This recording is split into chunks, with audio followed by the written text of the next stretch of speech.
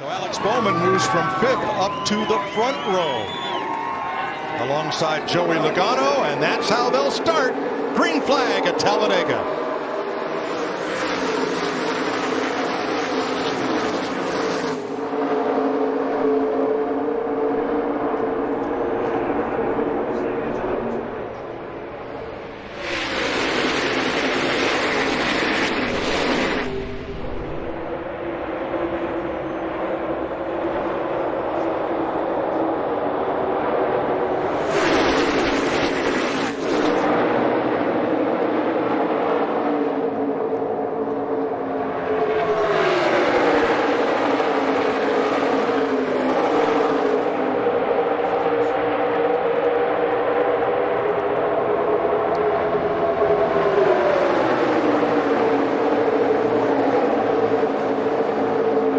Now the inside. Oh, man, Kyle Larson, Regan.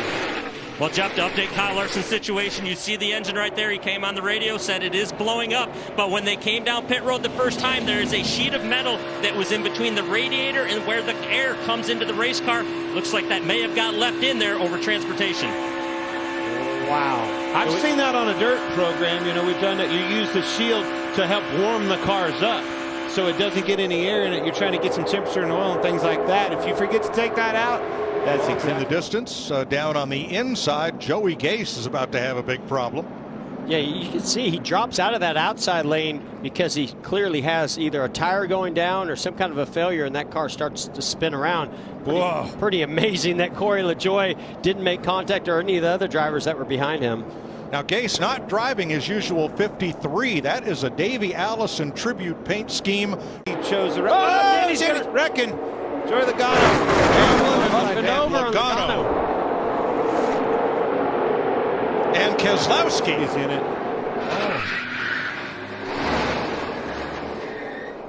Boy, it's just scary. Anytime that air gets underneath that car, gets it airborne like that. Thankful to see that car get back on 4 wheels and not have a moving around. Grabbing the window net there. That's a good sign. Great sign.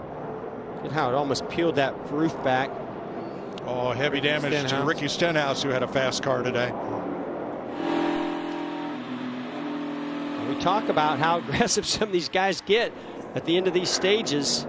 So the stage ends under caution. Logano was called in on the radio saying he is okay. So and look how they're all stacked up. They're all bumper to bumper to bumper. Yeah, but look at the 11. He moves down to try to go on the bottom, gets turns him into the Joey Logano. And then, Jeff, we've all felt it. That silence. When that car goes over, it gets really, really quiet. Not a fun sound. And you have no idea if that car is just going to start rolling and continuing to roll, or if it's going to settle down. Luckily, that's what it did. Let's use the Goodyear aerial coverage, see if we can see how this started. Okay, so there's the push of the 22 by the 11. Blocks of 47 get to the rear bumper of the 11. Right here, that's that sandwich we talk about. And when Denny stepped out, the 47 was still connected. And that little bit of contact is what turned Denny into the 22 of Logano. Just a lot of pushing, very aggressive, accordion effect all the way back. End of stage 1. Woo. Under caution. It's just, Denny in the outside wall. There's that risk assessment. The Hendrick car, all 3 Hendrick cars that are left of this field. That was a big block. Stacked them all up, turned them around. That wasn't a question of if, it was a matter of when. I was just about to say one more lap to have a wreck, and then it started. Truex got into the wall. Hamlin, crush panels pushed in. Byron. The 9 car at Chase Elliott, that's as fast as I've ever seen anybody go backwards rolling. Did a great job of keeping that thing straight and out of the wall.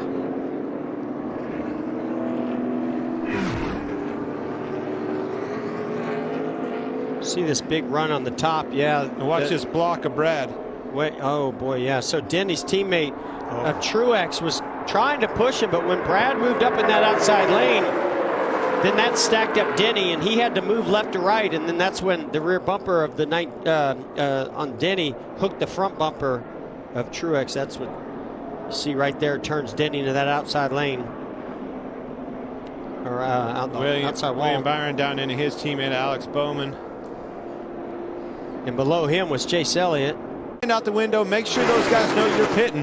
Not only in that car, but we got trouble. one spinning. And that's exactly why you do that.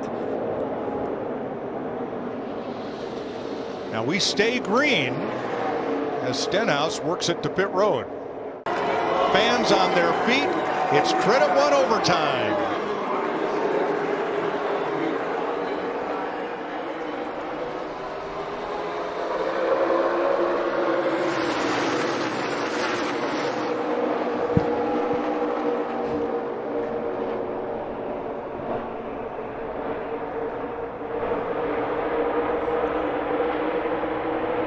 You can certainly see what happens if you jump out of line too quick. Harrison Burton went straight to the bottom, or to the back. And those guys in that outside lane are trying to get 3 wide, still trying to get 3 and 4 wide. What lane do you pick, Matty D? I know it's a tough call because that 12 is to your outside. He's got help from Keselowski. Oh, they are broke linked apart. up tightly. And what happened to Harvick? Don't get out too far here. He broke away from that 12 car. Yeah, if you're Matty D, you don't want to get too far from, but you hope those guys stay side by side behind you as you take the white flag. That's what he wants to see right now. 4 wide through the tri-oval mid-pack. White flag in the air. Next flag in the Oh race. no, Matty He D gave went up on high. his plan. Now you got Brad Keselowski's got the He's got heck of a push on the back of him.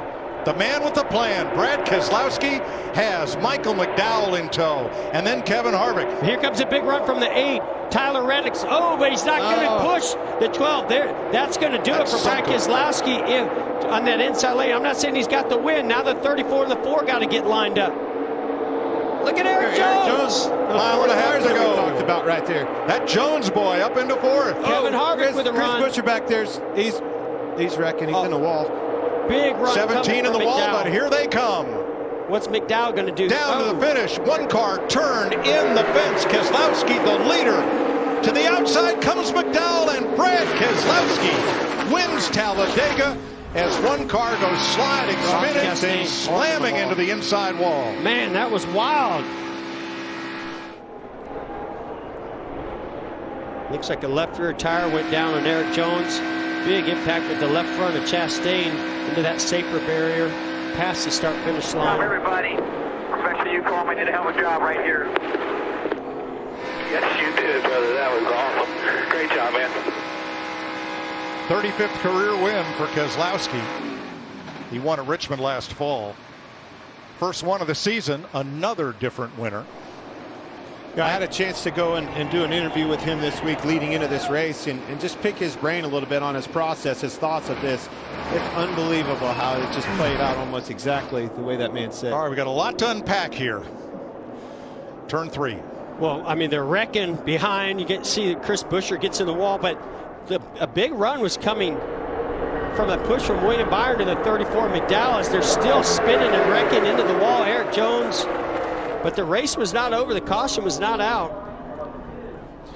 I think, this is going to be one that Matty D is going to want to have over because he moved up to block that outside lane, come to take the white flag, and the run was coming on the inside from Keselowski. But the run that McDowell had right there with the help of William Byron, I think was going to be the right recipe, but he moved up so hard because he was catching Keselowski that he lost contact with William Byron and they broke up, lost his momentum. I think he had the right timing, one, and I think he had the right push to get it done. It just didn't materialize behind him.